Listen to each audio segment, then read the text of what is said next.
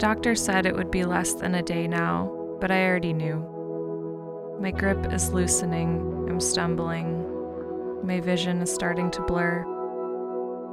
I find myself getting emotional over the smallest things, the single tick of a clock, a misplaced spoon. I open my mouth to speak, but as soon as I try to piece together a narrative to create some kind of unified whole, it disintegrates like sand. I'm grasping at the last wisps of my memories. I've known this was coming for some time, but I don't think anything could have prepared me. There's so much that I want to bring along, but hardly any space left in the cocoon.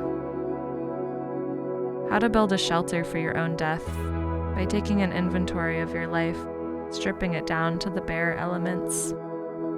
I've stitched together 6 twigs and 2 branches, a spool of yarn, a few clouds, a pen, and a journal. This pair has been with me on every expedition since I was young. I used to walk far out on the rocks past the mouth of the river at Blue Beach, stumbling and slipping over the wet shale. I would crouch into the water with my camera hanging around my neck, dashing off notes and observations, the fossils, the tides, the subtle changes, and my own body. Later, I would get the film developed and MacGyver the photos between the pages until I could barely close the notebook. I carried on like this for decades. When the dust settles and people begin to clear out of your life one by one, a pen and journal become a writer's only true friends. I'm quite lonely these days. A blanket, a radiator. I get cold easily. My red sweater. I never had much money for clothes or an eye for style, so I wore this like an exoskeleton throughout my 20s and 30s. Occasionally, when I put the sweater on and look in the mirror, I can see that younger, braver girl staring back at me and waving like a hologram. A candle for comfort. The smell of moss. I once had a creative partnership with a botanist. She ventured into various pine forests to study the reproductive patterns of leaf moss. I would follow behind and take photos.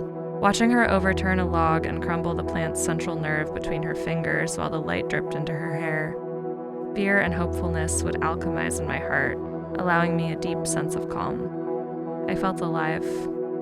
A crab. I could be reborn as a crab and be content, crawling along banks of sand and rocks, staying out of view, covered in algae, the erotics of their many legs, the little hairs in their mouths. Adding in a mug, a tide pool, the number 8, and my glasses so I can see wherever I am. My cocoon is coming together, a private museum of my life. At the same time, I'm starting to experience flashes of memories that are not my own, not even of my own era.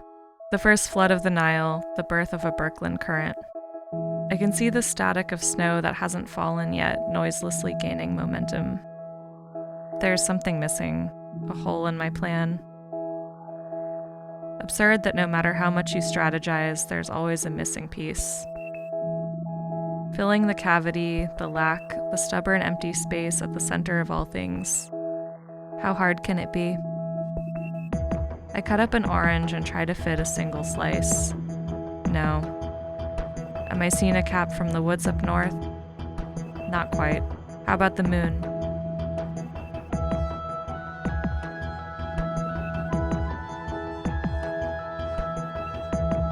It doesn't belong here.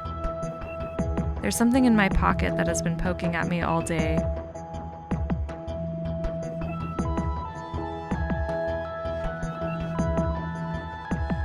Perfect. I should always have an umbrella on hand anyway. Sometimes the solution really is simple. Well, there's not much else to do. The tides are slowing down and flattening out into one open, measureless plain. My skin is cold. I'm squinting into the night. I think I'd better get inside. I don't know what to expect. At the same time, I feel ease, all my aches alleviating at once. I lay here watching. The air darkens and flashes around me in strobes.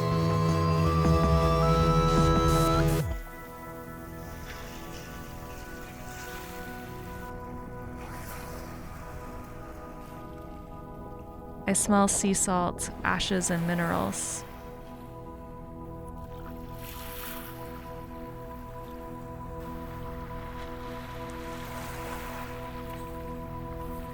I feel so light.